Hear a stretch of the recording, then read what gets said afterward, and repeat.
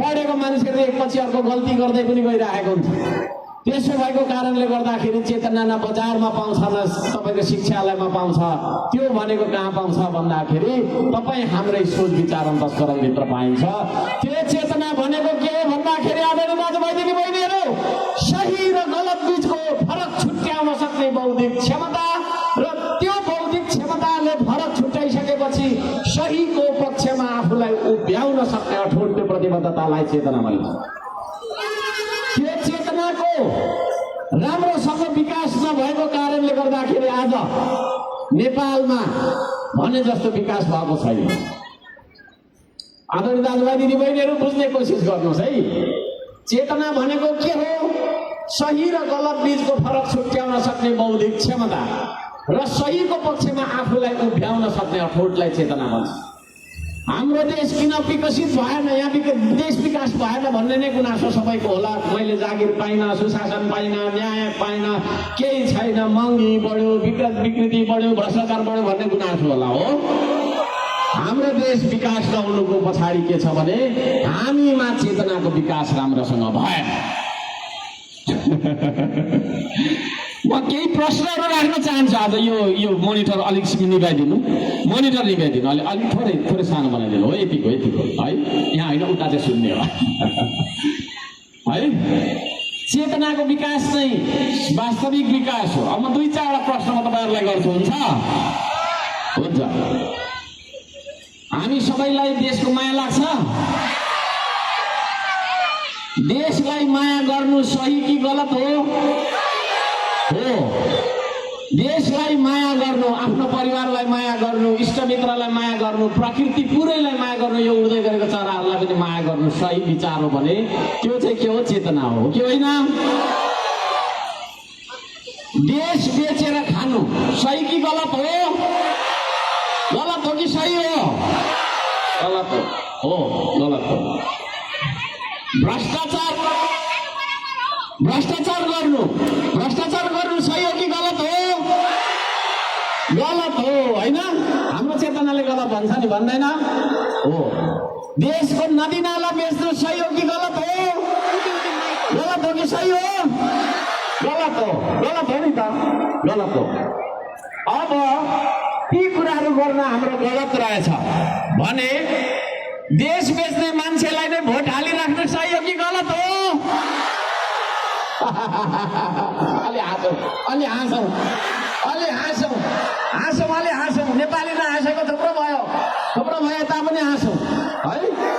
देश बेचुवाहरू, देश बेच्यो त्यसले भनेर हामीलाई थाहा छ र पनि उसैलाई भोट हालिराख्नु सही हो कि गलत हो?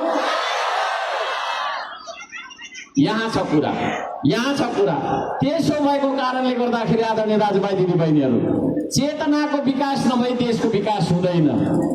चेतना भनेको सही र गलत बीचको फरक छुट्याउन सक्ने बौद्धिक क्षमता र सहीको पक्षमा आफूलाई उभ्याउन सक्ने प्रतिबद्धता। यदि हामी सचेत रहेछौँ भने, मैले यहाँ पथरीका दाजुभाइ दिदीबहिनीहरूलाई मात्रै भनिरहेको छैन, सम्पूर्ण क्यामेराबाट सम्पूर्ण 3 करोड नेपाली र यो भाषा बुझ्ने नेपाली भाषीलाई भनिरहेको छु, यदि चोर हो भनेर थाहा पाइ त्यो चोरलाई नै भोट हालिराख्नु, कानमा बोकेर डुलाइराख्नु, त्यो सही हो कि गलत हो? यदि त्यो गलत हो भने नेपाली समाजले किन त्यसै गरिरहेको त? प्रश्न गर्न चाहन्छु म, नेपाली समाजलाई प्रश्न गर्न चाहन्छु। एमसीसी डाइरेक्ट कुरा लैजाउँ। एमसीसी भनेको सही हो कि गलत हो? गलत हो, होइन? आफ्नो नदी नालाहरूलाई दिने, आफ्नो कानुन भन्दा ठुलो त्यसलाई सम्झिदिनु प्रभु भनेर ढोक्नुपर्ने 7 समुद्रको तपाईँकोदेखि लिएर चाहिँ विभिन्न खालका विदेशी शक्तिको अगाडि सार्वभौम नेपाली जनताको मताधिकारलाई लगेर बुझाउनु र शिर निहुर्याउनु, विदेशी प्रभुको अगाडि शिर निहुर्याउनु सही हो कि गलत हो? हो। यदि गलत हो भने त्यस्तै मान्छेले फेरि भोट हाल्नु सही हो त? यदि होइन भने आज चेतनाको परीक्षा हुन्छ। अब यहाँ यदि त्यो गलत हो भन्ने कुरा हामीलाई थाहा भइ त्यही गलत मान्छेलाई नै भोट हालिरहन्छौँ भने त्यो देश बेच्नुमा, त्यो देश बेचिनुमा तपाईँ हामी गलत हो कि होइन? हाम्रो गल्ती छ कि छैन? अब नेपालीले यो गल्ती गर्दैन। है कुनै पनि हालतमा यो गल्ती गर्दैन, यो कुनै पनि हालतमा यो गल्ती गर्दैन। त्यसो भएको कारणले गर्दाखेरि आदरणीय दाजुभाइ दिदीबहिनीहरू, त्यो चेतनाको विकास गर्छौँ आज हामी, त्यो चेतनाको सुरुवात गर्छौँ आज हामी। त्यो चेतनाको उद्घोष हुन्छ पथरीबाट सारा नेपालीहरूको मनमा, सारा नेपालीहरूको त मानसपटलमा हाम्रो चेतनाको आवाज गुन्जनु पर्छ। जय माटो भनिदिनुहोस्, एकचोटि जय माटो भनिदिनुहोस्। हो ठुल्ठुला राजनीतिका कुरा गर्छन् है।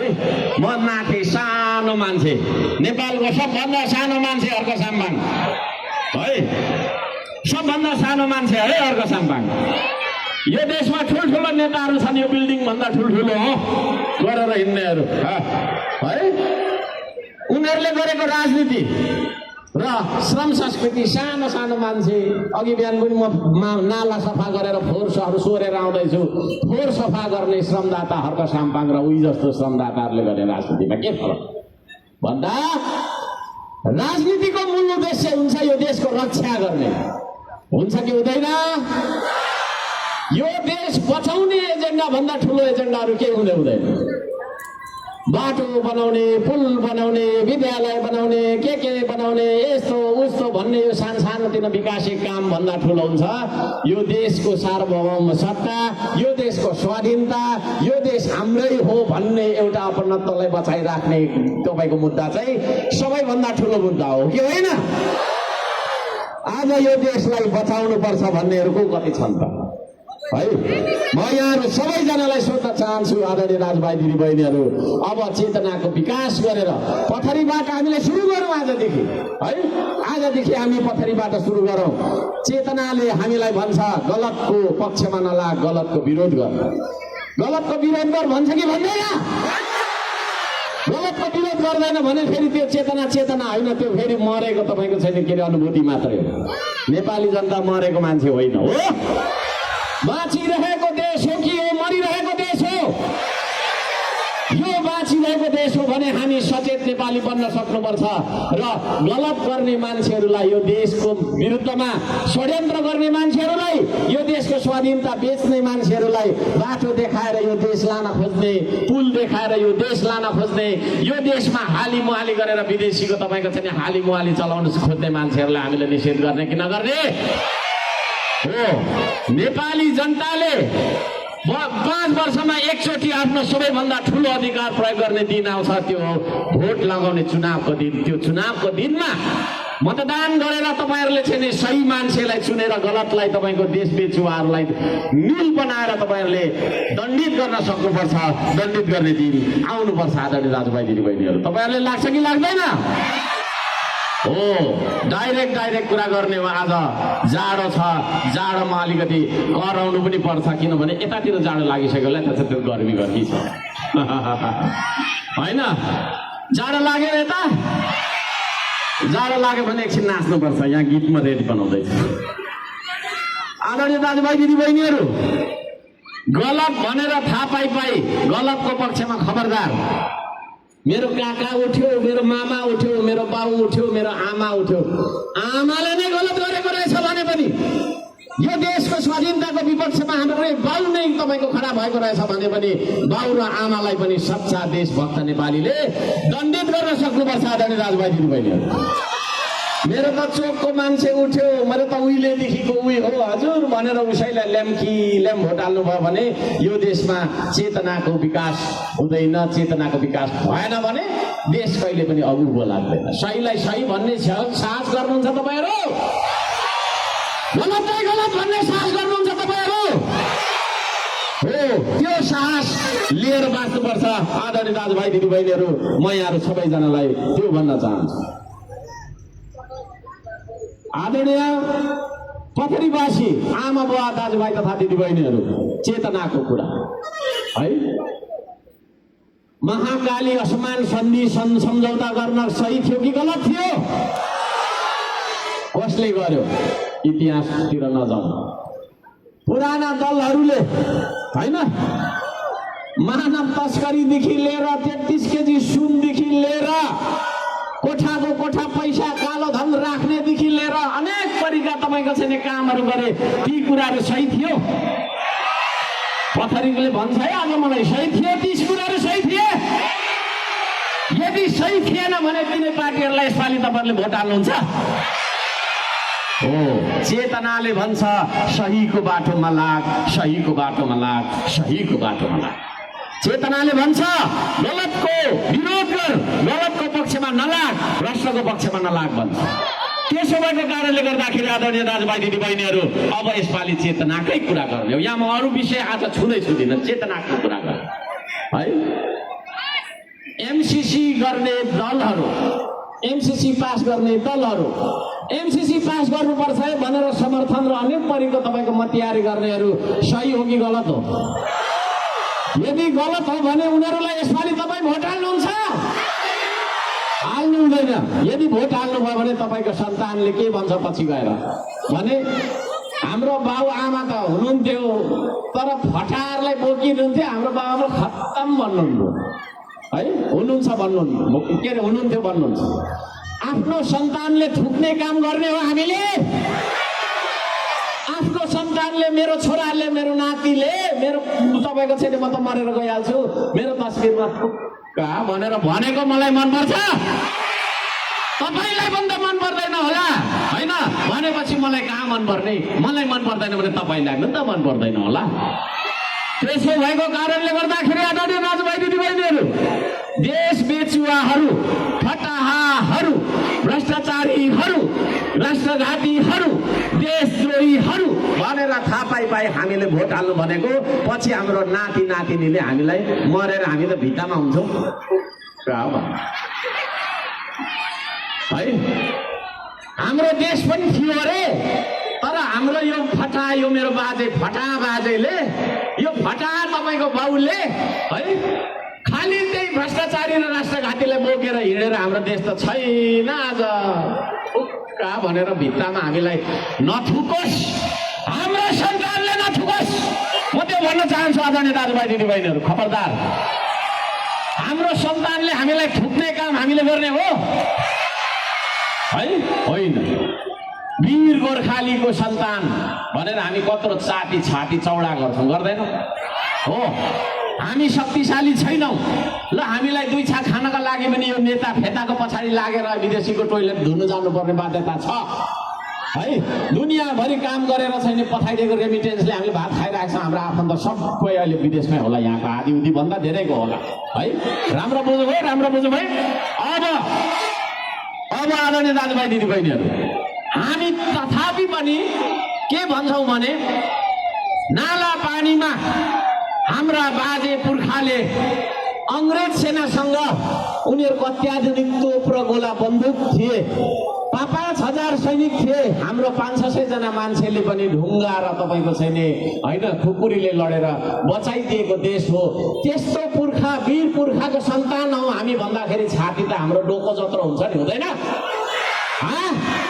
डोको जत्रो छाती हुन्छ कि हुँदैन आज तर यस्तो दिन नआओस् मेरो बाजे पुर्खाले होइन उहिले मेरो पुर्खाले चाहिँ बचाइदिएको सङ्घु चाहिँ मेरो बाजे मेरो पुर्खाले भ्रष्टाचारीलाई देशद्रोहीलाई एमसीसीको मतियारहरूलाई अनेक परिको तपाईँको विदेशी दलाललाई भोट दिएर बोकेको कारणले हाम्रो देश छैन यो मेरो बाजे त ठुक्का भनेर लात्ताले नहानोस् हाम्रो फोटोमा हाम्रो नातिले है खबरदार त्यो गल्ती नगर्नु होला है त्यो देशको कुरा गर्दैछु म आज यहाँ है एउटा बाटोको कुरा एउटा पानीको कुरा एउटा पुलको कुरा गर्न आएको होइन यो देश राख्ने कि नराख्ने भन्ने कुरा हो यो देशको अस्तित्व रहने कि नरहने भन्ने कुरा हो त्यो कुराको मुद्दा उठाएर आएको छ श्रम संस्कृति है आदरणीय दाजुभाइ दिदीबहिनीहरू है विदेशी ऋण लिएर हजुर भनेर विदेशी ऋणको भरमा विकास गर्नु सही हो कि गलत हो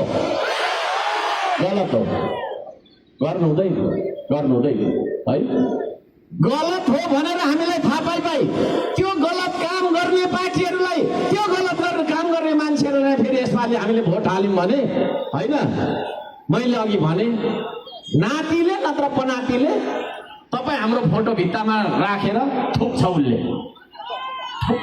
भन्दै थुक्दै राख्छ वर्षै पछि थुक्छ महिनै पछि थुक्छ दिनै पछि थुक्छ त्यसो भएको कारणले गर्दाखेरि थुकी माग्ने इतिहास लेख्दैनौँ हामी के लेख्छौँ यहाँ उपस्थित भएकोले थुकी माग्ने इतिहास लेख्न ल्यायौँ हामी सम्पूर्ण नेपालीलाई भन्न चाहन्छु, म सम्पूर्ण तपाईँको चाहिँ नेपालीलाई भन्न चाहन्छु, त्यो खालको इतिहास हामी लेख्दैन, त्यो खालको कालो इतिहास लेख्दैन।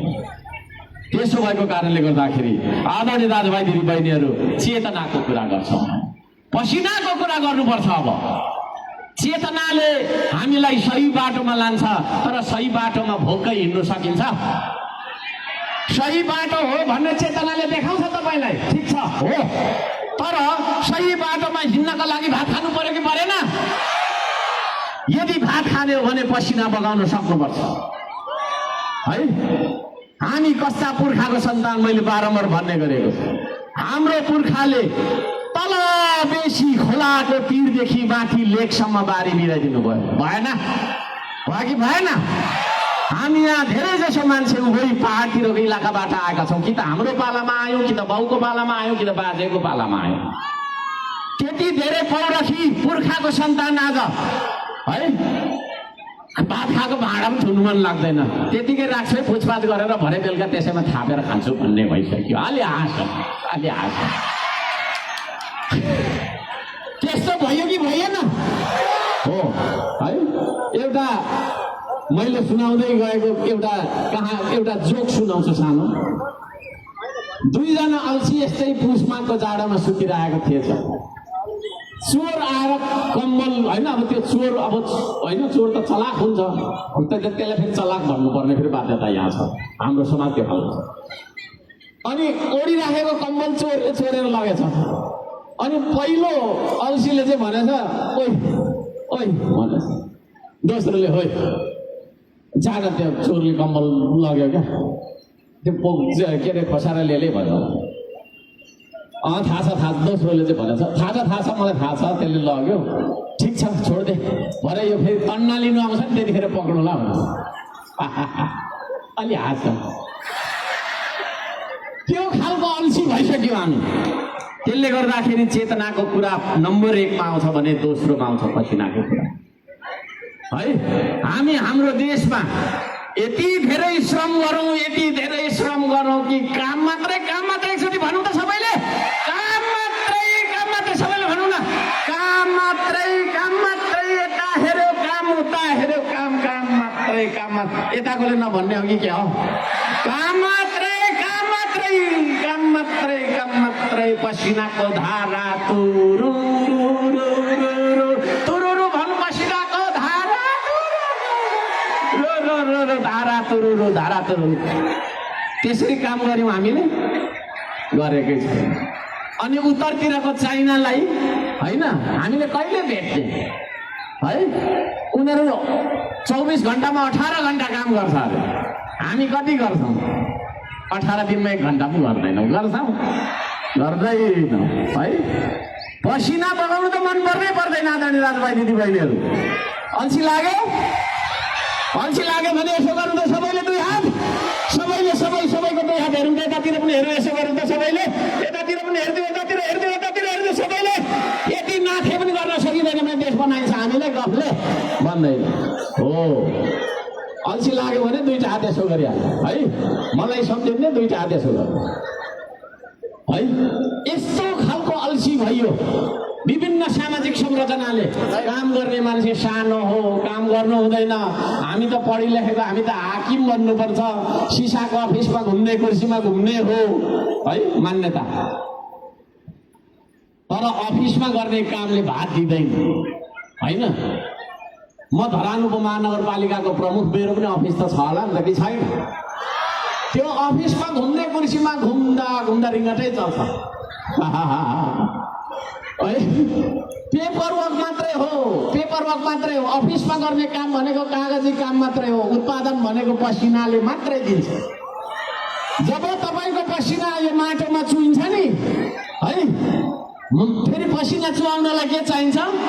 माटो चाहिन्छ। जब पसिना माटोमा चुइन्छ अनि मात्रै त्यहाँबाट अन्न अङ्कुरित हुन्छ। त्यो अन्न खाइसकेपछि मात्रै कागज यसो गर्न सकिन्छ, बोल्न सकिन्छ। त्यसो भएको कारणले गर्दाखेरि चेतनाको क्रान्ति र पसिनाको क्रान्ति हो श्रम संस्कृति। यहाँहरू सबैजनालाई श्रम संस्कृतिमा हार्दिक स्वागत गर्न चाहन्छु। अल्छी लाग्यो हो। अल्छी लाग्यो भने फेरि मेरो एउटा गीत छ, ए अल्छीको राजा भन्ने सुन्नु भएको छ है? अल्छी गर्नु हुँदैन, के को अल्छी बिच्चामा होइन। म त रातै नपरे हुन्थ्यो भन्छु होइन। श्रमदानमा जान्छौँ, रात परिहाल्छ, घर जाने बेला भइहाल्छ, थुक्का भन्छ। काम गरेको गरेकै, काम गरेको गरेकै, काम मात्रै भन्नु एकचोटि, फेरि भन्नु कामै गरेको छैन नेपालीले। हावामा जिब्रो चलाएर ओठ चलाएर देश बनाउँछु भनेर हुन्छ? नचाहिने कुरा है। त्यसो भएको कारणले गर्दाखेरि हामी आफै गफाडी, अब त्यो गफाडी समाज गफ गर्नु हुँदैन। अनि हामी गफाडीले चुनेको चाहिँ महागफाडीलाई चाहिँ नेता चुन्छ फेरि होइन। खुट्टा यसो हल्लाइरहन्छ होइन, यसो गरेर हल्लाइरहन्छ ल होइन, ऐना जस्तो देखिने जुत्ता लगाउँछ फटाले होइन। अनि तपाईँको छैन, ए तपाईँको काम गर्नु छैन, गफैमा